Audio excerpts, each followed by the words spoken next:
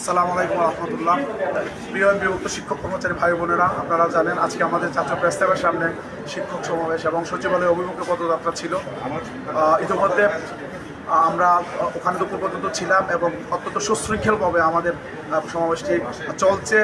সারা বাংলাদেশ থেকে প্রায় 50,000 শিক্ষক উপস্থিত হয়েছে। আমরা পত্রপত্রিকা রিপোর্টে দেখেছি হাইকোর্ট, মৎস্য ভবন এই দিক থেকে পল্টন পর্যন্ত পুরো রাস্তায় ব্লক হয়ে গিয়েছিল। তো প্রশাসনের পক্ষ থেকে আমাদেরকে আলোচনার জন্য আহ্বান জানানো হয়েছে। আমরা এখানে এসেছি দীর্ঘ লম্বা সময় ধরে আমাদের শিক্ষা উপদেষ্টা মহোদয় এবং সচিব মহোদয় এবং অন্যান্য যারা উপসচিব মহোদয়, অতিরিক্ত সচিব মহোদয় সহ ওনারা আমাদের সাথে বসছিলেন। আমাদের দাওয়াগুলো নিয়ে অত্যন্ত সৌহার্দ্যপূর্ণ পরিবেশে ওনাদের সাথে আমাদের আলোচনা হয়েছে। আমরা আশা করি আজকে যে আলোচনা হয়েছে, আলোচনার মাধ্যমে আমাদের দাবি দেওয়াগুলো অন্তত কিছু রইলে ইনশাল্লাহ পূরণ হবে আমরা বিশ্বাস করি।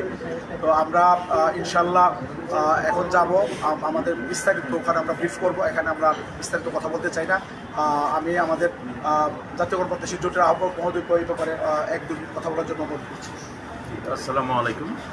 আজকে আমাদের মাননীয় শিক্ষা উপদেষ্টা মহোদয়ের সাথে যে আলোচনা হয়েছে যে আমাদের বাড়ি ভাড়াটা পার্সেন্টেজ আকারে যাতে আমরা ভাড়া করতে দিতে পারি এবং আমাদের মেডিকেল ভাতা সেটাও যাতে বৃদ্ধি হয় এবং শান্তি বিনোদন ভাতাও বৈশাখী ভাতার মতো একই আইনে যাতে খুব দ্রুত বাস্তবায়ন হয় এবং আমরা চাই বদলি, সার্বজনীন বদলি চালু হোক, শিক্ষা প্রতিষ্ঠানগুলো বিভিন্ন বিশৃঙ্খলা থেকে রক্ষা পাবে, সুন্দরভাবে সৌহার্দ্যপূর্ণ পরিবেশে পাঠদান করা সম্ভব।